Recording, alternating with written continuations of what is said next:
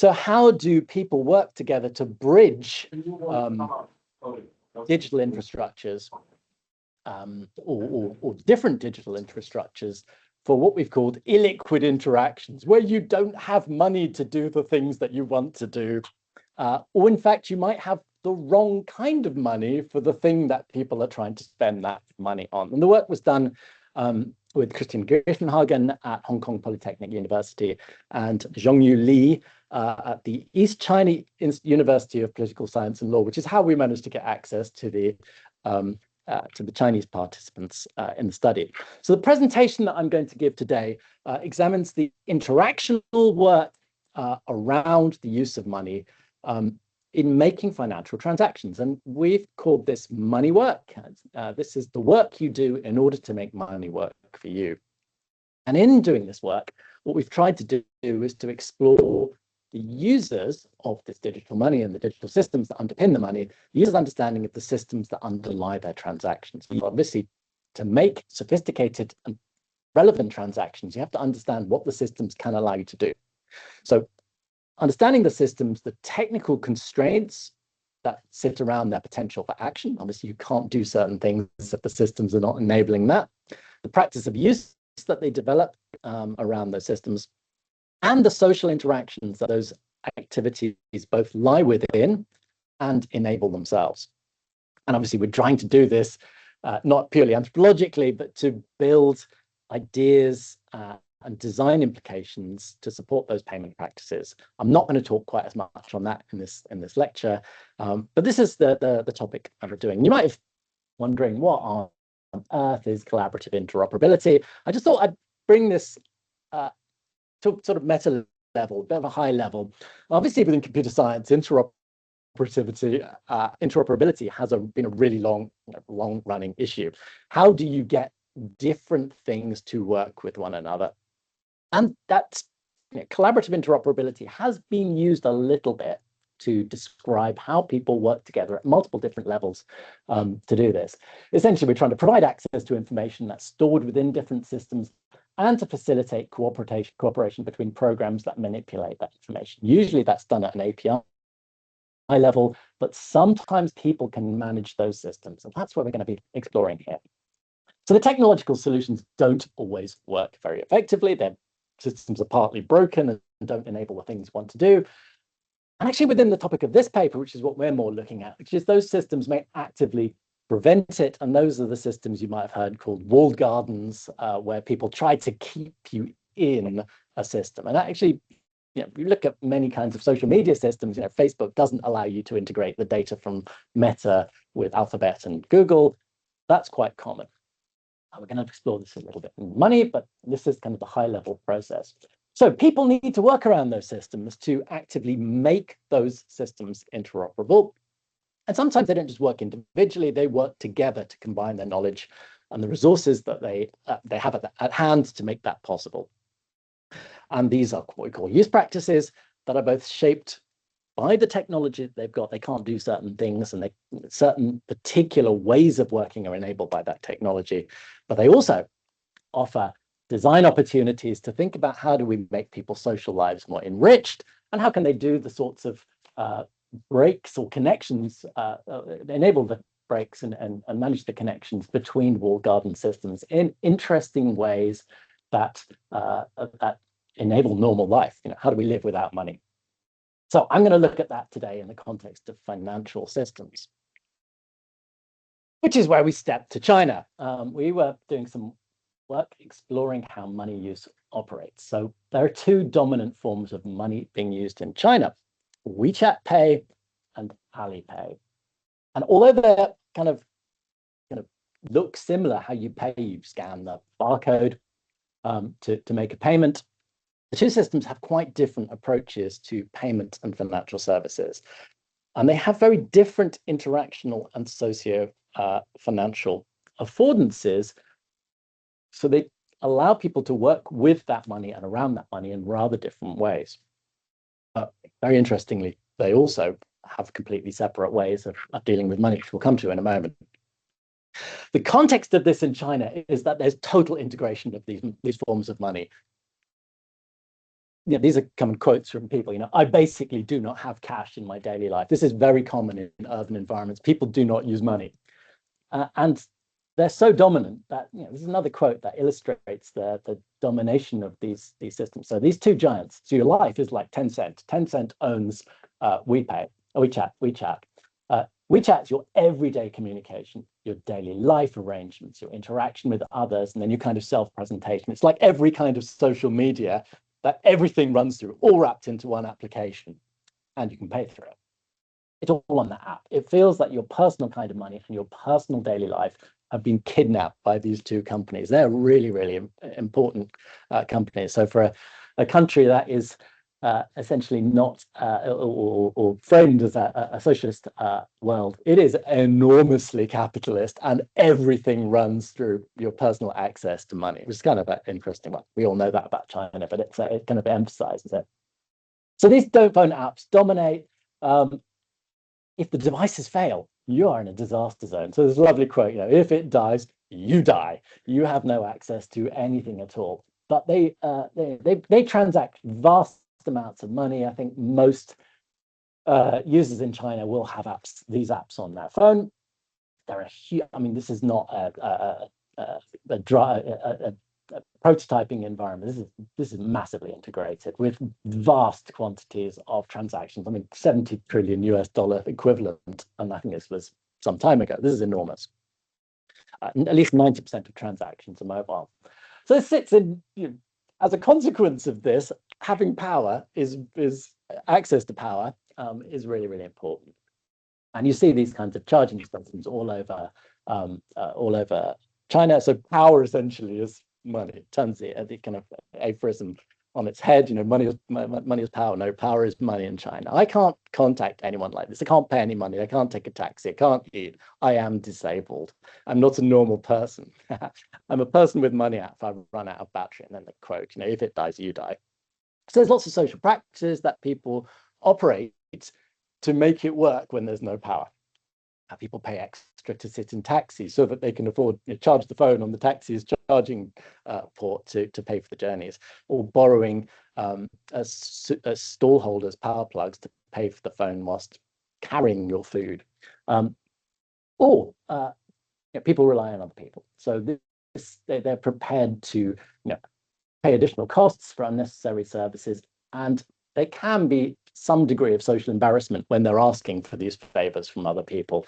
And what that tends to result is a reciprocal obligations form around charging for people. And it's both useful for people because they now start to build social connections in a way that they hadn't done before, but it's also problematic because now they owe them something. These are the two kinds of different main screens of the devices. So these are the current versions of Alipay, or the versions of Alipay and WeChat Pay at the time I wrote the paper. These change all the time. I want to emphasize here, there is a huge depth of features here. So there's massive feature density across both products. You can do lots with them and lots of payment activities around it. So this is both at the level of interacting and the level of financial services. So to access all of these things, you have to go through multiple steps, but lots of different financial services offered. I think by itself, this is a UX project to understand how this works and how people make use of it. This is a real product. It's not a crazy product that people don't make use of. But I want to note that Alipay has much more sophisticated forms of savings, credit, discounts, and coupons, whilst WeChat, and if you look at the top left-hand corner, you'll see this is a second-level menu. This is the top-level menu. The WeChat menu is different. It's a second-level menu. It's much more of a second-layer interface where you do stuff and then you need to pay for it. So that's part of it. But this shapes the forms of use of these systems in somewhat expected, think about how it might work, but sometimes also quite unexpected ways. And that also comes from the different histories of the development of these devices. And because they have these different kinds of histories, they've built up different sorts of socio-financial affordances around them. So Alipay, produced by Ant Financial, is very much based on e-commerce. And though it has a social media functionality within it, that is secondary. Whereas WeChat, on the right-hand side, produced by a company called Tencent, has its origin in social messaging. So the payment comes because you want to pay your friends rather than you want to pay someone and then connect with them. It's much more professional. Alipay, you tend to have much more security around it for serious money, whereas the model of WeChat is much more convenient for small money purchases and peer-to-peer transfers. Alipay is kind of like Amazon, everything in Amazon rolled into an app, whereas WeChat is social media. But this is where the walled garden comes in. Direct transfers between these two systems are not possible. You have to go through a bank. And if you do it through a bank, you have to pay a fee. Now, that's a problem for many users because they don't want simply to have a fee to move their money around systems. So what do they do about this? At this point, it's worth mentioning that if you pay someone who's a social contact, you don't pay a fee. So that suddenly introduces a different way of thinking about how can I avoid these fees and how can I use my social networks to do things. But essentially, it means that this walled garden, the no direct transfer between them, means that money in different acts is really treated as distinct, what economists call non-fungible currency. That is, it's not exchangeable, it's not directly replaceable. One of one is not worth one of another directly. And here we can see that this system, by doing this, creates or can create the wrong kind of money for specific sorts of payments, because some kinds of systems only take one sort of payment. One of those is public transport, or at the time of doing the study, only WeChat was able to be used for public transport. So if you have your money in the Alipay account, you're stuck. And to resolve that, the users need to do work, which we call money work, to bridge their money across these multiple infrastructures to enable this degree of financial interoperability, returning to the topic of the paper, between them. And this presentation really is going to have a look at how people do this. Now, my intention here is to really to show not the technical stuff going on, but to think about how these emerging social practices, which are often shaped by the system, so the systems themselves have interesting features like social media built into them. Those enable the sorts of social practices that we see that can overcome the technical constraints of the apps on users' ability to pay for things, and therefore enable money that's held on these tightly restrictive digital platforms to be made liquid, returning to the title, and useful for people. To do this, we just did a study, and I'm not going to emphasize too much about this, but we looked at quite reasonably well-off, middle-class Chinese people. So these weren't migrant poor workers, although extremely rich. These were people who probably are equivalent to kind of people in London, I guess, not the super rich, many people in this room. But whilst we didn't request it, all of these people were super expert at using social media. They lived in these environments. And actually, interestingly, they were very, very familiar with financial media. And they had both Alipay and WeChat Pay accounts. Not that we asked for this, it just happened to be there. So we did some semi-structured interviews, quite long ones. And the analysis was a kind of thematic analysis. That's to make it digestible to people who the reviewers of the article, but we do a much loose form of pattern-driven coding and indexing. We ask people about themselves, their circumstances, their everyday activities, their relationships, their use of digital payment apps, questioned them about the recent transactions. So who are they paying? Who paid them? What media or wallets did they use? Why did they use one particular wallet or another? Talked about problems that they had. And then we worked through the last month of transactions to see who they'd paid or been paid by and what those things were for and were there any issues that came out of it. So to move to the findings.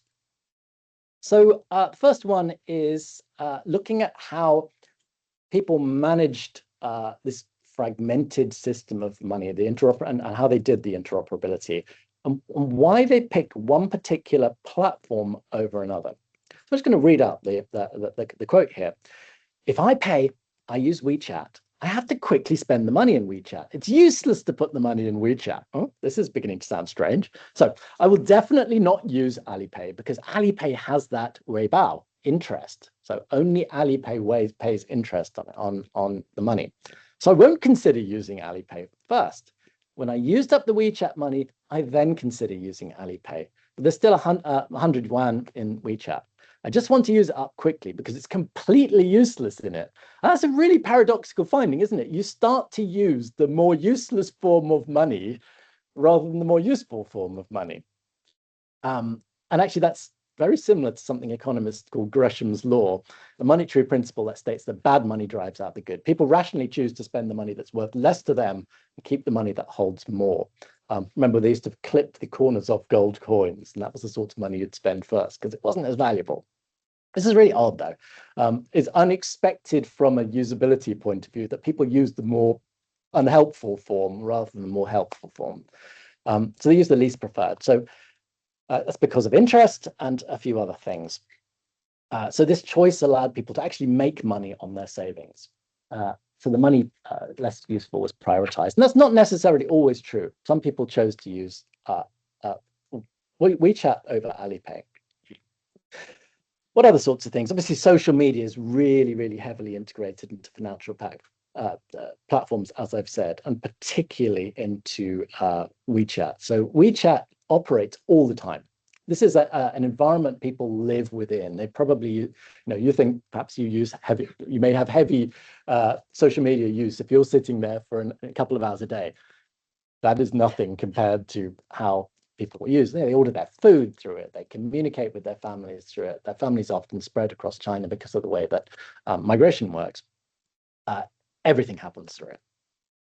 In the background, anytime, anywhere. You don't need to initiate it when you open it. So you're using that app, or you might as well spend within that app because that's where you live. And that contrasts to Alipay. Alipay's main function is to pay. It's not like WeChat. WeChat is more from chat software. It's communication first, followed by payment software. So if you talk about purely paying, I think the advantage of Alipay will still be a little bit bigger. WeChat payment's just an add-on function. The main function of WeChat is for communication, but you can see that Alipay is first a payment software. So, it's even in the names, WeChat, whereas Alipay is the primacy of the functionality of those apps. So we can see that the high levels of friction and cognitive load and effort that people have to put in to navigate to another app to pay for things. And that kind of discourages use, but it's also an incredibly sticky app. Although it wasn't trusted particularly for serious forms of purchases. So moving from there, we start to think, well, how do people use their social relationships to bridge money from one of those apps to the other apps so they can pay for the things that they need to pay for?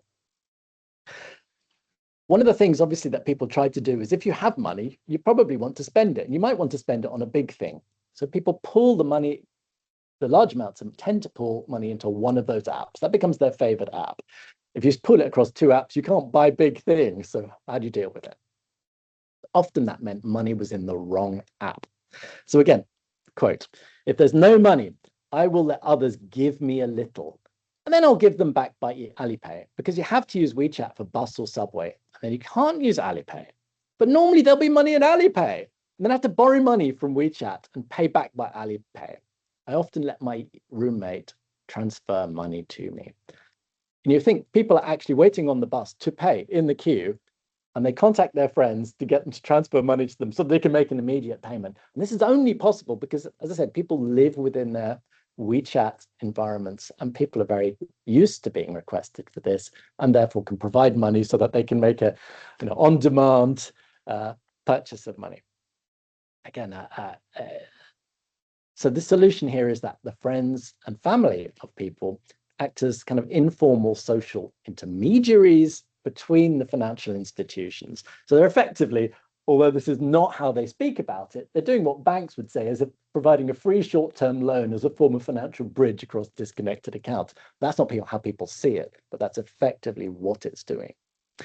Now, there is a secondary consequence of this, in that people start to differentiate their friends into what we've called app-shaped relationships. That is, you have groups of friends who have money in one of these accounts or money in one of the other accounts. So we have this kind of the point, which is illustrated by a participant. But my Alipay had no money, and then I wanted to send the payment details to my friends, but only to the Alipay friends. They can help you pay, but my friends are on WeChat. Now, these are most of my friends, and I send the bill. I can't. Then I send the bill to my WeChat friends, and they can't help me pay. So the limitations of the payment mechanism here are forcing users to differentiate between two technically differentiated friendship groups. How do they do this and how do they manage this? Well, this is all possible because of knowledge sharing. And this is enabled by one key aspect of Chinese culture that is probably less prevalent in the UK or outside of China. This is called, I hope I'm pronouncing it right, guanxi, where participants can ask about and hold an intimate knowledge of their families, friends, or colleagues' financial arrangements. So guanxi, what the definition of guanxi is it's a web of interpersonal ties. There's kind of mutual benefits around trust and familiarity, where people can ask for favors quite easily. But there's also an underpinning of moral force. Like, if you owe me money, you will pay me back. And that's an expectation that people have about it. So very interestingly, people did know how much money people have. They did know whether their bank accounts were tied to cards. This is not the sort of thing you would expect your family and friends to have any knowledge of, but it's very common there. And this was actually supported within the payments app with financial records that were embedded into the chat logs, which really helped people to do this. It's difficult to share your bank statement with someone and say, look, you have paid me and you haven't paid me back. This is an accountable way to point out to people that they haven't paid, and it reminds them over time that perhaps they haven't paid and that they need to do that. So this guanxi is also supported by the affordances of the system. And kind of final finding that I wanted to think about is this, thinking about how those chat and non-chat integrations from WeChat and Alipay operate. So the different apps allow different kinds of connectivity to be managed by people. So you can manage and curate your privacy by choosing to use one of these apps. If you use WeChat, you have to communicate or pay them. You have to add them as a friend. And that means they get access to all of your social media contacts and your photos and everything else. You might not want to do that to everybody. Whereas Alipay is just, here's my phone number, pay me. So, I hope to become friends with her. You can choose to use one of these apps if you want to become friends with someone. So we saw that happening, and quite interesting. And that builds you in to do that. And of course, Alipay, you don't have to have any connection at all, is what people say. So this is a form of nuanced access control that people have. And it's important for keeping the level of connectivity. And if you do choose to use WeChat, that adds a kind of social cost to the situation, not just a financial aspect to it. I think that's really interesting that people chose the term cost to talk about their personal relationships as well as the way that they talked about their financial stuff. So rapidly moving into kind of discussion issues here. So to solve those problems, people pull really heavily on their social networks. And this is a way to avoid the fees and to make systems work for them. It's an amazing technology. You look at these systems, they offer so much, they can be used everywhere. Huge amounts of money work is required to make these systems not simply financially useful, but practically useful and actually socially useful for people. As I said, we can build friendships and networks throughout that. So new kinds of social interactions have appeared that simply weren't there 6 or 7 years ago. These apps have emerged very quickly almost out of nowhere. They haven't come out of nowhere. So they're common and normalized social interactions. If I was to show this to a Chinese audience, they'd go, yeah, so what? We know this stuff. We don't know this. This is interesting to us. So part of that common and normalized activity is because of the unique affordances. One is chat, one is pay. And they enable different ways of interacting, and that's really helpful to people. But the other thing is that collaboration around those platforms in making and receiving payments is an emerging social practice. Lots of things are changing that people can rely on and understand because that's how they work. Well, this didn't fully formed out of nowhere.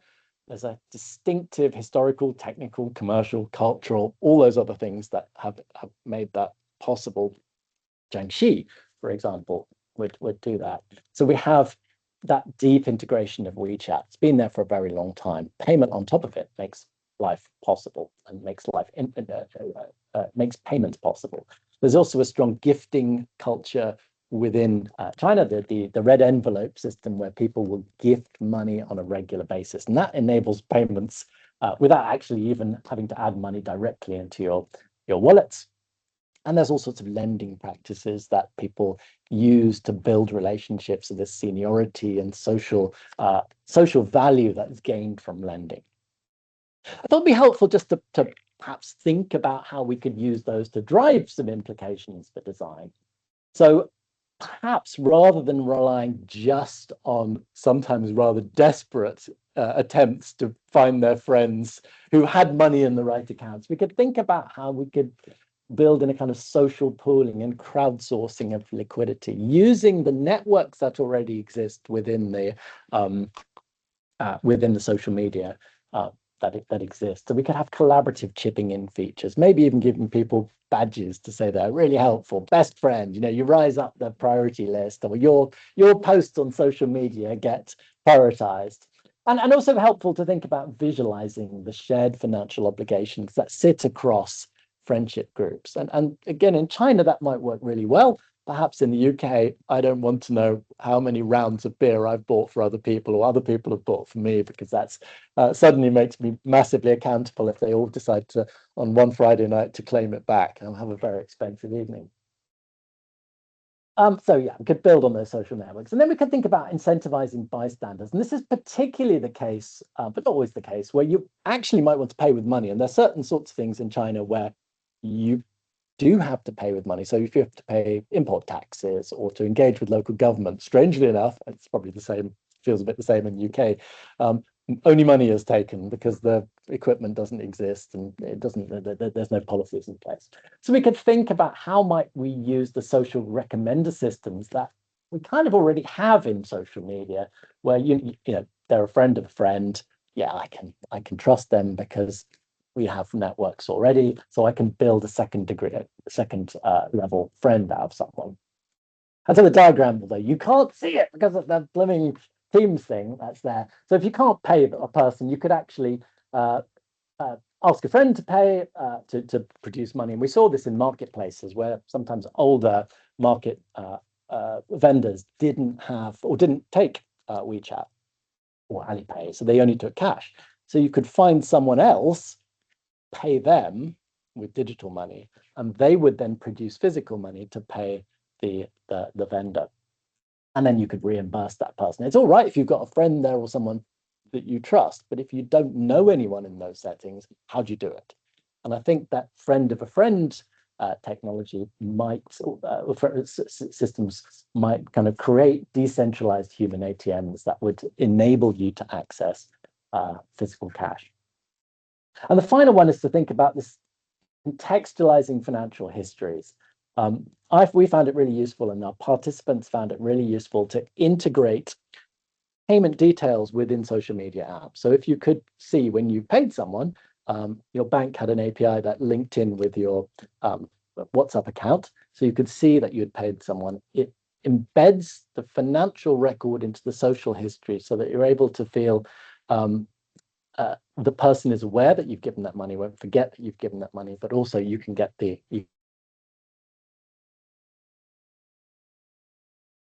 people remembering and seeing how those social relationships are built up. And yeah, it's one of those things when friends don't recognize that they've been paid back, or they think the friend owes money. It's a difficult situation, and you're worried about it fragmenting relationships. If you can do it explicitly, suddenly those relationships are visible and less problematic.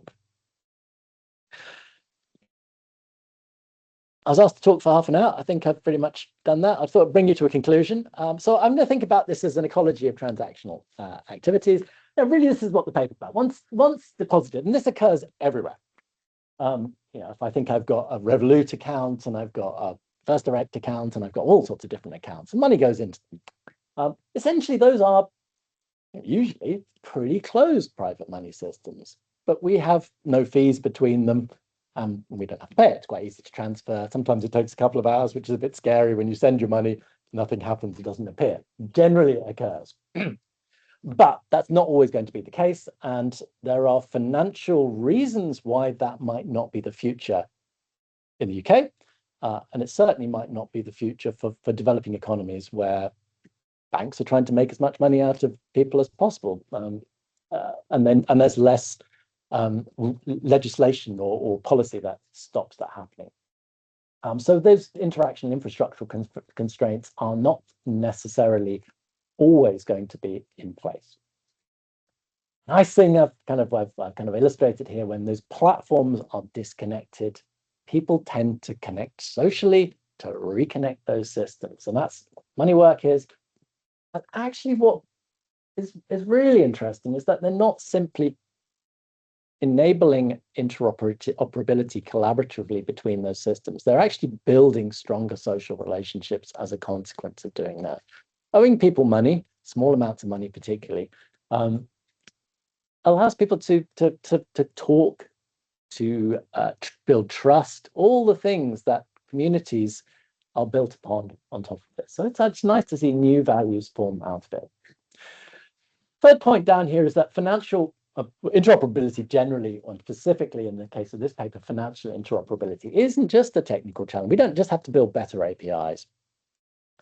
Infrastructuring, people building infrastructure, can be a social act too. So as designers, we should be thinking about human infrastructure as much as we should be thinking about technical integrations. And I don't think that's very common when you think about banks, and in fact, it's enormously problematic when you think about banks, as Balin's been working on. Think about how people work together as much as enabling money transfers in a quick and friction-free way. So think about the social affordances, different ways of supporting those social and community relationships, because they can have very different impacts on the ways that the system's built. Fourth point down here, I think is really, really important. All transactions are highly contingent on the setting where that transaction takes place. They're really locally organized between the people that are taking part in them. They're often shaped by events that happen long before the transaction, and they result in outcomes and maintenance that continues considerably after the transaction. And these things shouldn't be ignored. Again, bank type transactions and financial services tend not to think of these things at all. They're all anytime, anywhere. Happens. And that's not true for people. And the final point before we disappear off is I wanted to just sort of think about this as, as HCI designers, I expect you're fully aware of this, but it's a real design opportunity. Just look for the workarounds that people create, and think about this as not necessarily something we want to replace, but something we might want to augment and think seriously about as a design material for what we do.